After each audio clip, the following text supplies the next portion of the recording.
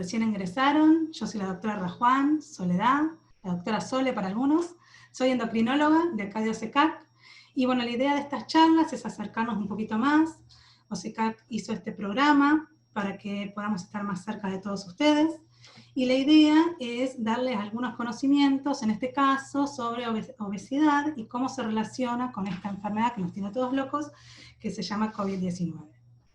Durante toda la charla ustedes van a poder hacer preguntas que se van a ir anotando, y al final de la charla voy a intentar de responder todas si es posible, depende de la cantidad que sean, como para que nadie quede afuera. Y las respuestas probablemente no sean individualizadas, sino la idea es dar una idea global de las preguntas que han realizado. Bueno, vamos a comenzar.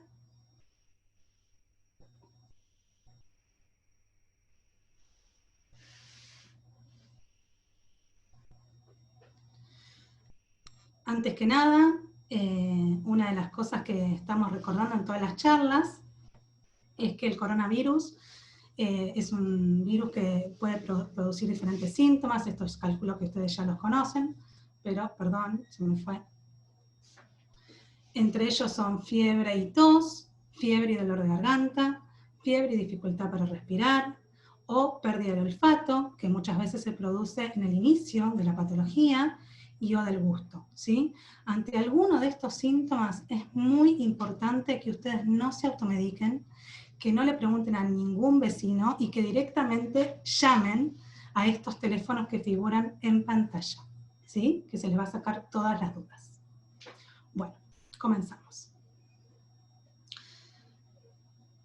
Esta patología de la que vamos a hablar, yo la nombré la suma de las dos pandemias, porque la obesidad en estos últimos tiempos creció de manera exponencial. Como una definición simple, la acumulación de grasa, la obesidad se define como la acumulación de grasa anormal o excesiva que puede perjudicar la salud, pero esta definición es algo muy chiquita, muy simple, y ahora van a ver en el transcurso de la charla que la obesidad es mucho más que eso. Primero se define y se clasifica a partir del índice de masa corporal.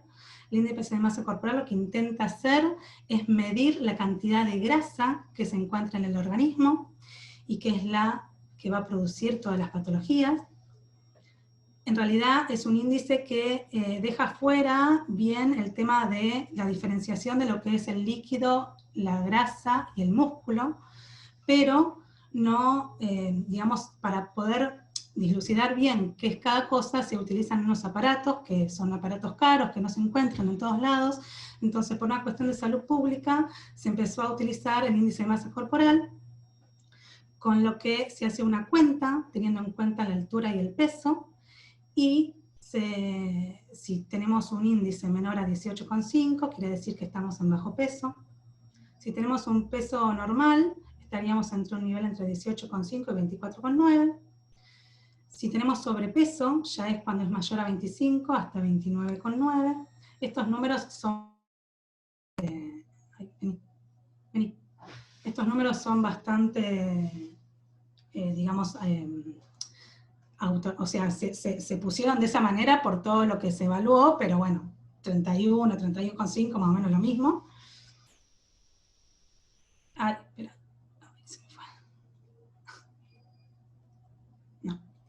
Perdón, se me fue. Normal. ¿Cómo? Un clic normal. Ah, clic normal.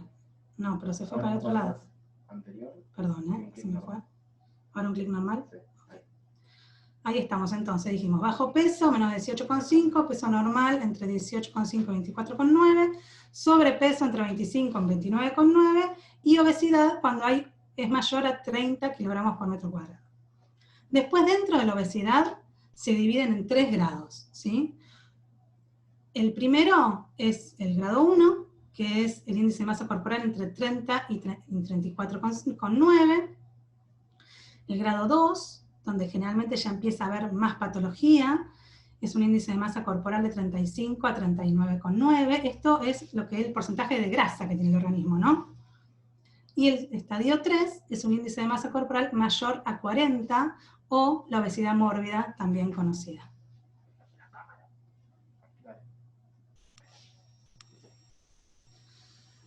Bueno, y como acá ven representado, la obesidad en estos últimos años se ha triplicado en su valor.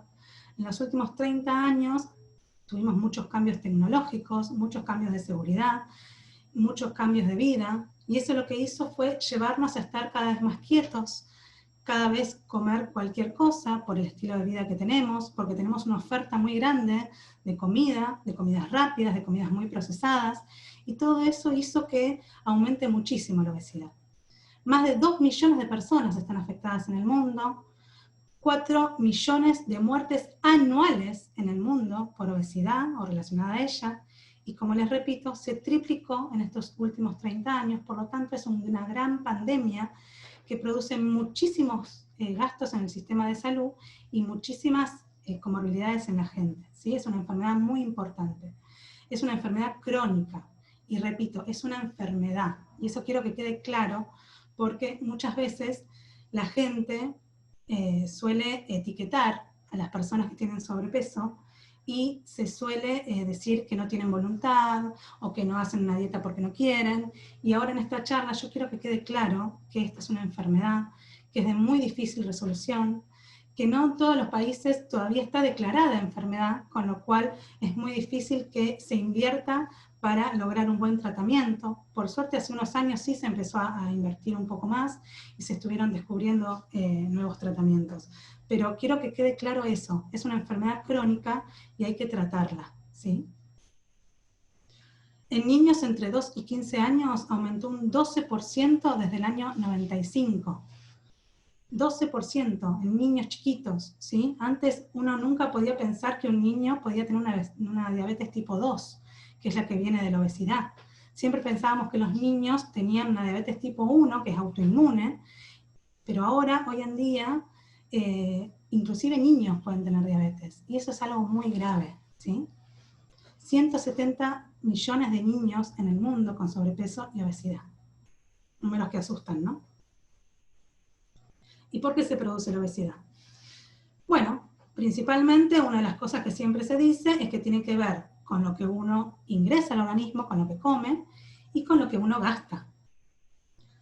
Una ingesta, como un número, digamos, al azar, algo que se dice como cualquier número, una ingesta de 20 kilocalorías de más, o sea, que uno consuma 20 calorías de más durante todo un año o disminuya al 1% la actividad física, va a tener un aumento de 1 kilo al año. Eso es una cuenta bastante matemática, ¿no? Y la realidad es que en la medicina lo matemático no es cierto. Nunca 2 más 2 es 4. La medicina es una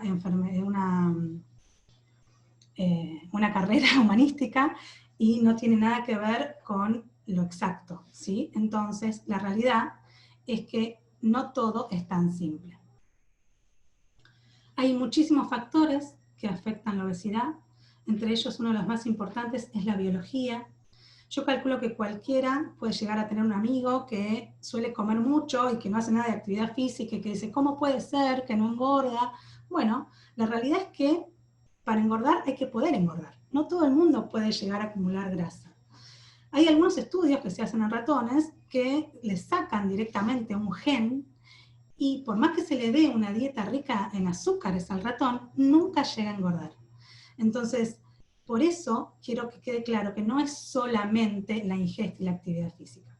Por supuesto que tiene que ver, por supuesto que es uno de los factores, pero no es el único. La biología, el metabolismo de cada uno es muy importante.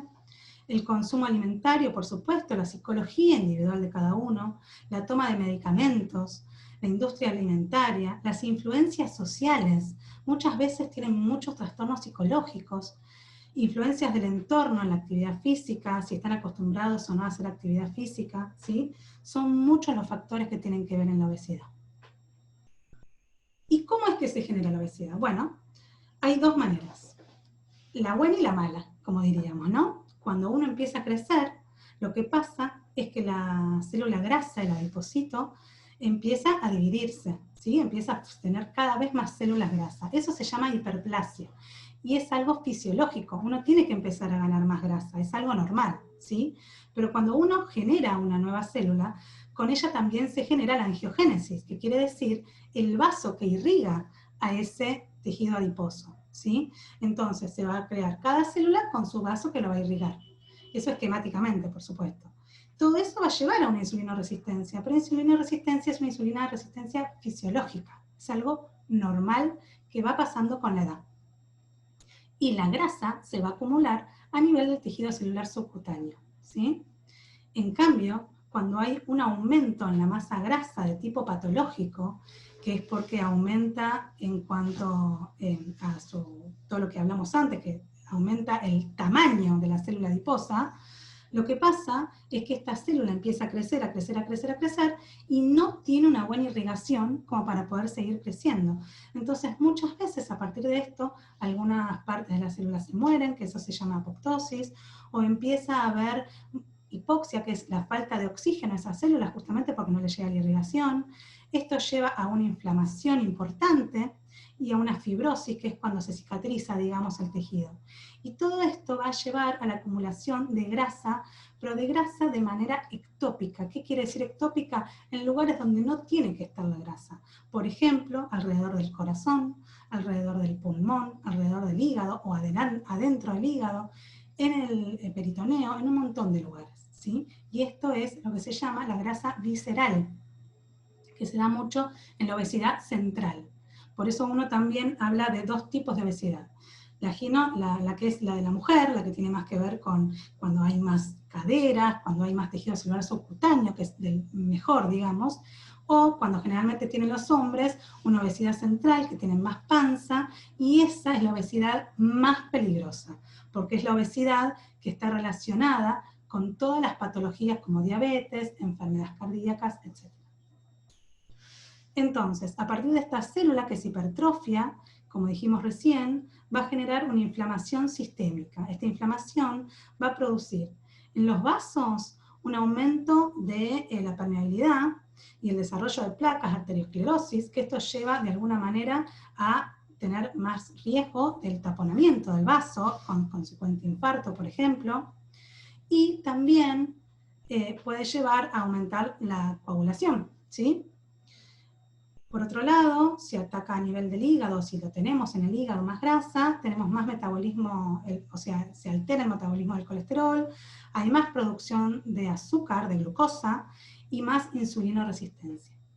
La insulina, para los que no lo saben, les explico, es una hormona que lo que hace es lograr que el azúcar ingrese a la célula para poder generar energía. Entonces, si el tejido es insulino resistente, quiere decir que la insulina no va a poder actuar, ¿sí? Por otro lado, si actúa a nivel de músculo, es lo que les decía, disminuye la captación de glucosa y produce insulinoresistencia. Y el páncreas lo mismo, va a disminuir la insulinosecreción y hasta agotar el páncreas, y después viene la diabetes, con todo eso viene la diabetes, ¿sí? Bueno, y ingresando un poquito con el tema de infecciones, todo esto que produjo la inflamación de la grasa hizo que se genere un estado inflamatorio, un estado proinflamatorio, y que haga que ingresen y se acerquen citoquinas inflamatorias, que son las responsables de generar justamente, propiamente diciéndonos, la inflamación, ¿sí? Hay muchas hormonas relacionadas con esto, y cuando esto sucede, se altera la secreción de todas estas hormonas. Por ejemplo, la leptina es una hormona que lo que hace es dar saciedad, ¿sí? Nosotros tenemos lo que se llama un eje intestino-cerebro, que el intestino y el estómago le da una señal al cerebro de que ya está satisfecho, ¿sí? De que ya no quiere más comida. Cuando la leptina está alterada, o la adiponectina, o hay resistencias, este tipo de señales no funcionan.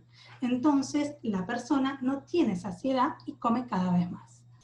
Todo esto cada vez es como un círculo vicioso y hace que la célula cada vez esté más inflamada. Entonces, cada vez hay más TNF-alfa, que es otra de estas citoquinas que producen inflamación, y todo esto hace que haya una alteración muy importante en las células inmunológicas, ¿sí? Entonces, las células inmunológicas no van a funcionar correctamente. Y esto lleva a que la obesidad, como enfermedad proinflamatoria, aumenta la morbilidad en la infección por COVID-SARS-CoV-2. ¿Por qué? Justamente porque tienen menos capacidad de responder su inmunidad. Estas lesiones inflamatorias que están en el pulmón y en el hígado agravan el cuadro también, ¿sí?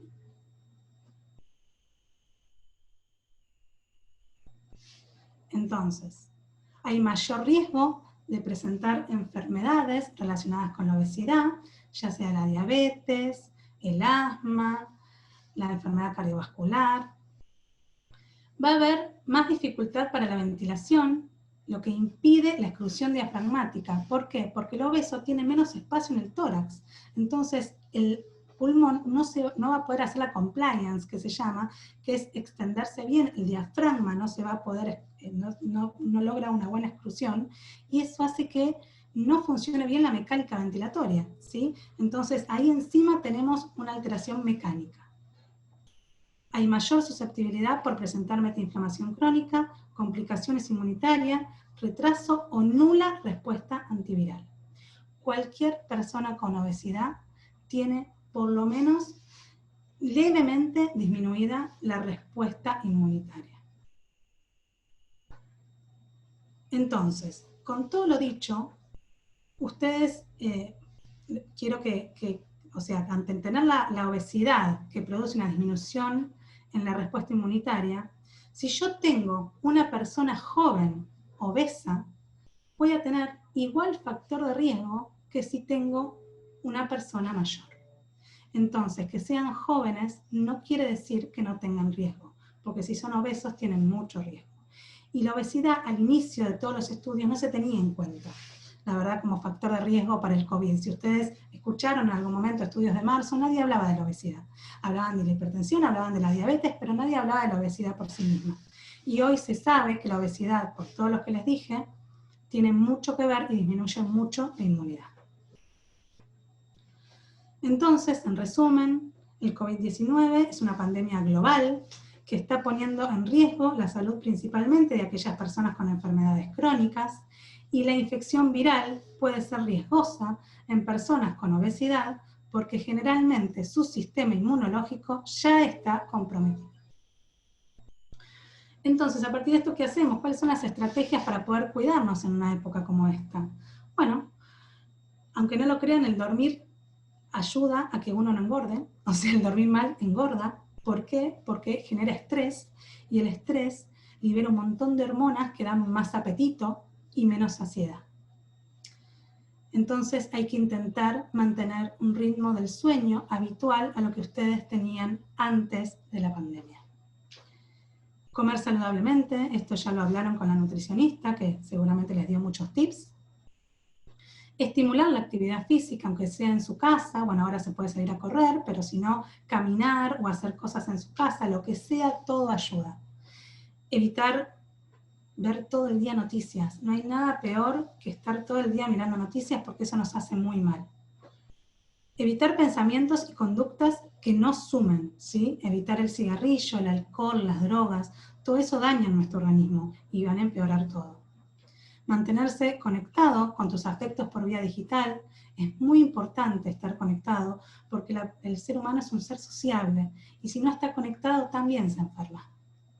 Y lo más importante, pedir ayuda. Siempre que necesiten algo, contar con los médicos que los pueden ayudar. Entonces, siempre es muy importante, y esto es importante en la vida general, hay que ser positivo, hay que tratar de seguir las instrucciones médicas y todo lo prescripto previamente. Es muy importante que no dejen de hacer sus controles de sus patologías previas, ¿sí? Se ha visto muchas complicaciones de las patologías de base porque no iban a los controles por miedo a contagiarse de COVID, y es muy importante que sí sigan controlándose. Disminuir la negatividad. Es muy buena la meditación. Para aquellos que les guste, pueden entrar a YouTube y hay un montón de canales de meditación que son muy buenos. Focalizar en la calma, aprender a lidiar con la ansiedad y el medio. También esto puede ayudar escuchando expertos. Y buscar y compartir la positividad, motivación y el amor sobre todo. Por eso termino con esta frase que dice que el pesimista ve dificultad en toda oportunidad y el optimista ve oportunidad en toda dificultad. Bueno, ahora vamos a dejar para las preguntas.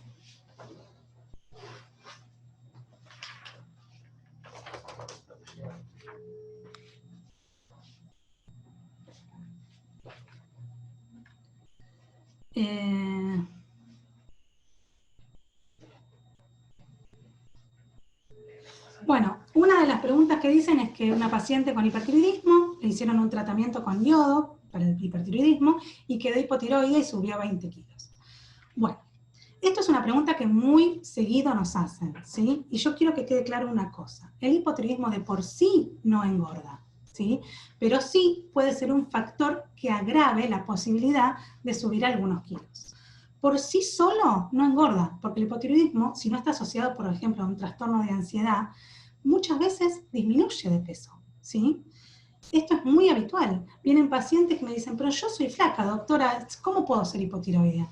Y puede ser hipotiroidea porque no todo hipotiroidismo engorda.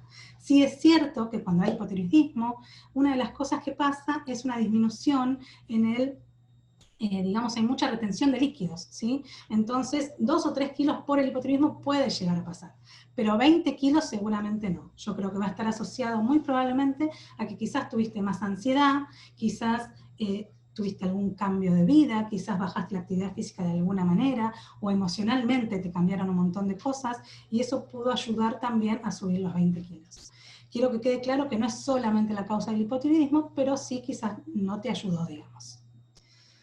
Por otro lado, una de las preguntas que dice es que tengo un bypass gástrico que bajó 50 kilos, que pesa 80 kilos.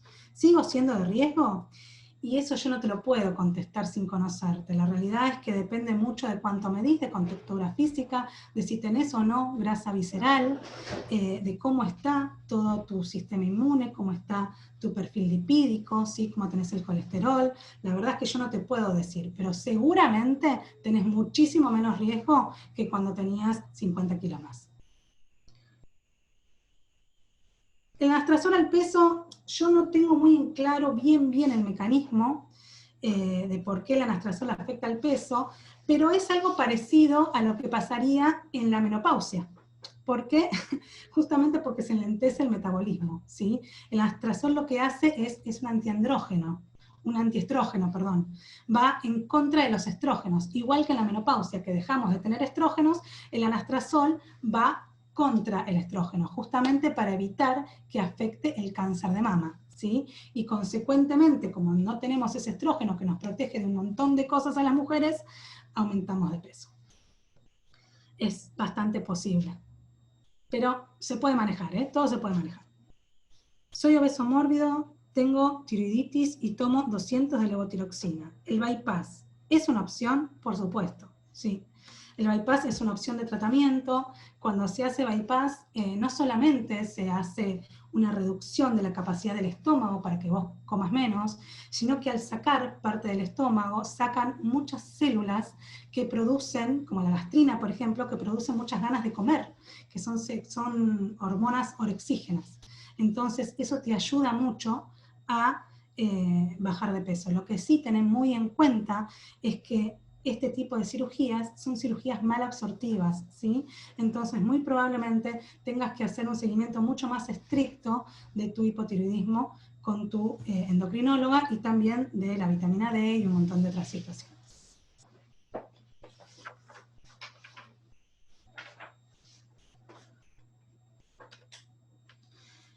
¿Qué nivel de obesidad es de mayor riesgo para el COVID? Bueno, esto es, si vos tenés una obesidad tipo 1, vas a tener menos riesgo que si tenés una obesidad mórbida. La realidad es que la mayoría de las complicaciones se vieron con índices de masa corporal mayor a 35. Pero no quiere decir que entre 30 y 35 no haya riesgo. Otra de las preguntas es que dice, ¿me ahogo al dormir por obesidad? ¿Qué opciones será? ¿Apneas? Sí. Las apneas del sueño no las nombré, pero es una de las complicaciones de la obesidad. Y sí, yo te recomiendo que veas a algún neumonólogo. Si dormís con alguien, preguntales. Si dormís con alguien, preguntales si escucha que dejás de respirar en algún momento. O quizás otra de las cosas que pueda pasar es que tengas mucho sueño durante el día. Y eso también es algo que nos hace pensar que puede haber apneas de sueño. Si roncas también es otra de las cosas, pero sí, las apneas totalmente son producidas por la obesidad. Tengo trastornos de ansiedad, tomo sertralina, ¿ayuda el tratamiento antidepresivo? Yo no soy psiquiatra, no te voy a hablar del tratamiento antidepresivo, sé que la sertralina es un antidepresivo.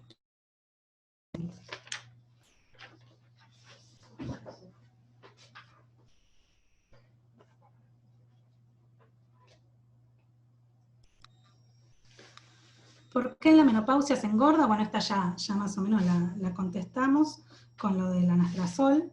¿Se puede revertir y con terapia? Por supuesto que se puede revertir. Lamentablemente lo que pasa en la menopausia es que disminuye el metabolismo, como les dije antes. Entonces, si disminuye el metabolismo, vas a necesitar aumentar el gasto para poder evitar subir de peso, ¿sí? Para aumentar el gasto, lo único que tenemos hoy en día es hacer más actividad física. Así que esa es la manera que se puede evitar. Además, la actividad física, que no lo dije, libera un montón de hormonas que van en contra de toda esta insulinoresistencia que produce la obesidad. Entonces te va a dar un montón de beneficios. En el adulto mayor de 73 años, ¿es posible bajar de peso a esa edad? Sí, todo es posible. Todo es posible. Claro que se puede bajar de peso a los 73 años. Va a costar más, pero se puede. Lo que quiero dejarles claro que acá, para bajar de peso, es muy importante que hagamos cambios de hábito, ¿sí? Si uno pretende bajar 10 kilos en un mes, es algo que quizás, si hace una dieta muy restrictiva y mucha actividad física, lo pueda lograr, pero es algo muy dañino para la salud, porque cuando se deja esa dieta, esto se vuelve a aumentar, y es algo común, porque uno no puede vivir comiendo 800 calorías, ¿sí? Entonces, lo más importante es hacer cambios de hábito, que todos de a poquito empecemos a tomar 2 litros de agua por día, a dormir 8 horas por día, a ingresar 3 porciones de frutas, 2 porciones de verdura por día y todos los consejos que les dio antes la nutricionista. ¿Lo emocional y el estrés dispara los trastornos de tiroides? Sí, la respuesta es sí. La realidad es que hay muchos estudios que muestran que ante una situación emocional puede despertarse. Por supuesto que no le va a pasar a todos los que tienen un problema, pero tenés que tener, digamos, algo genético, ¿no? Predisponente. Pero sí, se vio mucho que el estrés dispara una patología autoinmune en general, no solamente la de tiroides, cualquier patología autoinmune. Bueno. ¿El cortisol cómo influye? Bueno, el cortisol es la principal hormona de estrés. El cortisol es la hormona que nosotros necesitamos para despertarnos, ¿sí? Y justamente en altas cantidades produce insulinoresistencia también. Entonces, también aumenta el azúcar en sangre y es bastante, digamos, perjudicial. Por eso produce daño de la vasculatura, de los vasos sanguíneos, varias cosas, sí, es bastante perjudicial.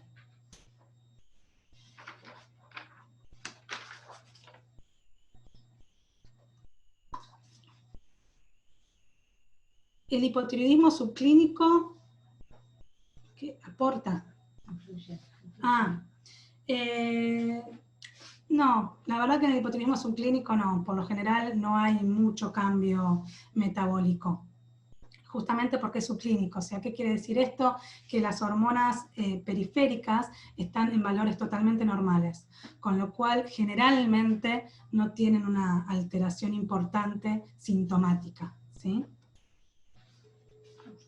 ¿Estamos? Bueno, espero que se haya entendido, que les haya servido. Creo que pude contestar todas las preguntas. Igual esto, la idea es que quede grabado y que ustedes puedan acceder en cualquier momento. Así que bueno, espero que les haya gustado y nos veremos en otra charla.